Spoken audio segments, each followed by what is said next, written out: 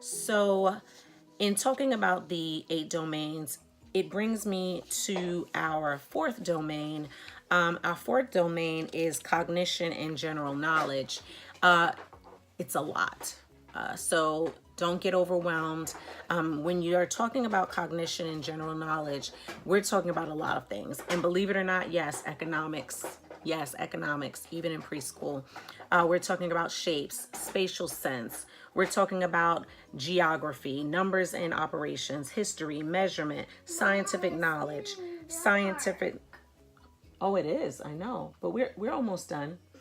We're talking about science in exploration. We're talking about families and communities, data collection and analysis.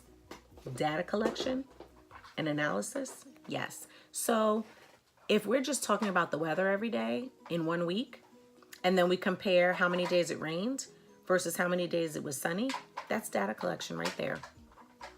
And analysis right there. Economics, we're talking about going to the grocery store, children knowing that they need money to purchase different things. They understand. So even though, we think of economics in the adult sense, children learn economics even in as early as preschool. So cognition envelops a lot. There's a lot of information that we're teaching when it comes to cognition and general knowledge. And of course, it encompasses everything. But we want to make sure that the environment that we are providing to these children are environments that envelops their learning process. So, shapes, obviously we know what those are. Colors, that's science. Understanding that red and white make pink, that's science. Time and sequence. They don't have to be able to tell the time to know what time it is.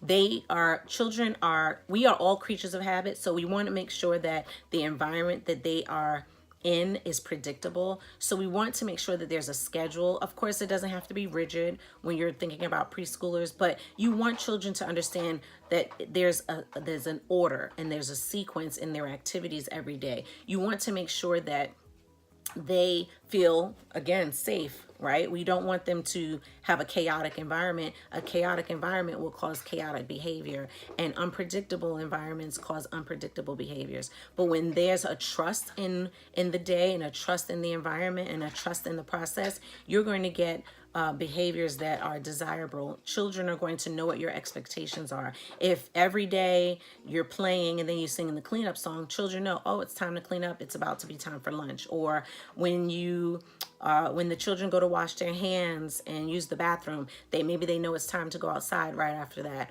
Or even when our staff, sometimes they'll say 5 more minutes, and it's not technically 5 more minutes, but that's a cue. That's just a symbol, a cue for children to understand that something is going to be happening next.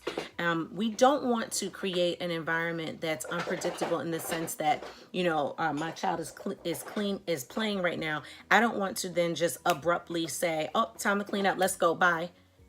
It's going to throw her off. We want to give her a warning. We want to let her know in a few minutes, mommy will be done. In a few minutes, it'll be time to clean up. In a few minutes, it'll be time for nap. When we finish our lunch, it'll be time for nap. In a few minutes, it'll be time to go to sleep tonight. After your bath, it's bedtime, or it's bath time, story time, bedtime. You want to make sure that you create a predictable environment at home too. That's important, because if you don't have a predictable schedule, an orderly schedule at home, you're not going to get the behaviors you want. It doesn't make sense to ask the child or wonder why the child's having a tantrum and why they don't want to go to bed if there's no routine. If you're just like, oh, time to go to bed, let's go, and then you wonder why they're having a tantrum, you didn't give them a warning. They didn't know it was coming.